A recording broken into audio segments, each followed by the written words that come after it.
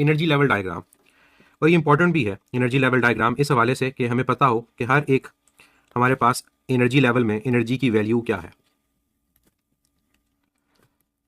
तो ये point revise भी हो जाएगा और फिर कोशिश आपने ये करनी है कि आप लोगों ने हर एक जो एनर्जी लेवल है अप टू 5, मैं कहूँगा 5 मतलब क्वांटम नंबर 5 या फोर्थ एक्साइटेड स्टेट, यहाँ तक आपके पास इन एनर्जीज की वैल्यूज आपको याद हों। क्योंकि कई क्वेश्चन आपके सिर्फ फिजिक्स में नहीं, केमिस्ट्री के अंदर भी आपकी अगर ये वैल्यूज आपको याद हैं तो आपके डायरेक्ट क्वेश्चन सॉल्व हो जाते हैं। तो कोशिश करें अभी अगर साथ साथ लिख रहे हैं या सुन रहे हैं इन वैल्यूज को याद करें।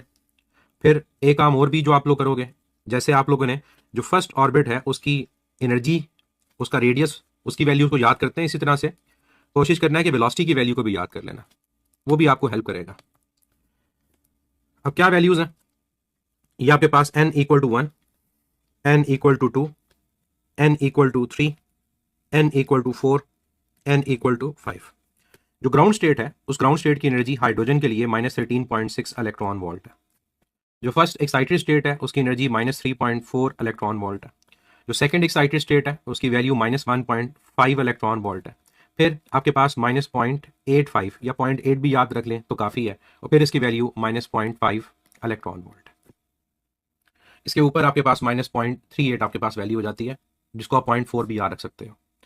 अब एक चीज़ हम देख रहे हैं कि n की वैल्यू हमारे पास अगर बढ़ रही है तो n की वैल्यू के बढ़ने के साथ साथ आपके पास जो एनर्जी की वैल्यू है उसमें क्या बिहेवियर है।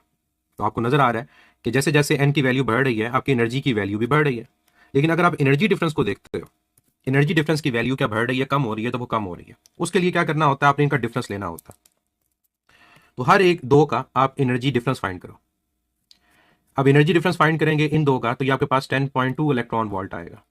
इन दो का एनर्जी डिफरेंस फाइंड करेंगे तो ये 1.9 इलेक्ट्रॉन वोल्ट आएगा। इन दो का एनर्जी डिफरेंस फाइंड करें तो अप्रॉक्सीमेटली मैं 0.8 से कर रहा हूँ तो ये 0.7 इलेक्ट्रॉन वोल्ट आएगा। मैं 5 को कंसिडर ना करते हुए कर रहा हूँ, और 0.8 और 0.5 का करेंगे तो 0.3 इलेक्ट्रॉन वोल्ट आएगा। ये वैल्यूज किसकी हैं, एनर्जी की है, डिफरेंस की।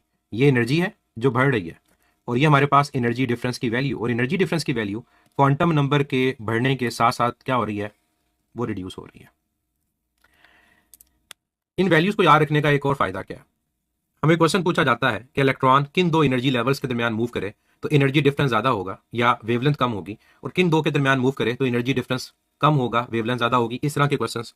तो उसके लिए भी आपको ये वैल्यूज पता होनी चाहिए। जैसे फर्स्ट करो, मैं कहता हूं कि इलेक्ट्रॉन अगर 5th से 3rd में आया, तो इलेक्ट्रॉन अगर 5th से 3rd में आया तो कितनी एनर्जी डिफरेंस है, तभी बता पाएंगे ना जब ये वैल्यूज पता है।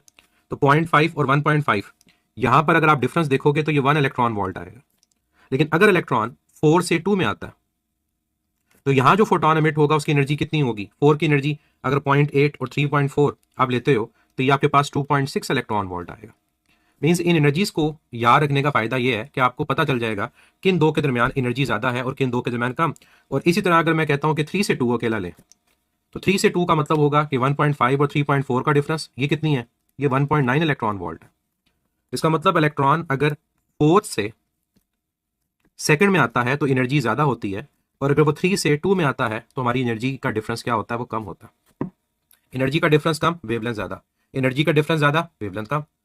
तो ये चीजें आप तभी इनके आंसर दे पाते हैं कि किन दो एनर्जी लेवल्स के दरमियान वेवलेंथ ज्यादा, फ्रीक्वेंसी ज्यादा, एनर्जी ज्यादा, जब आपको ये पहली 4-5 एक्साइटेड स्टेट की एनर्जीज पता हो। और ऐसा डीपीटी में क्वेश्चन भी था।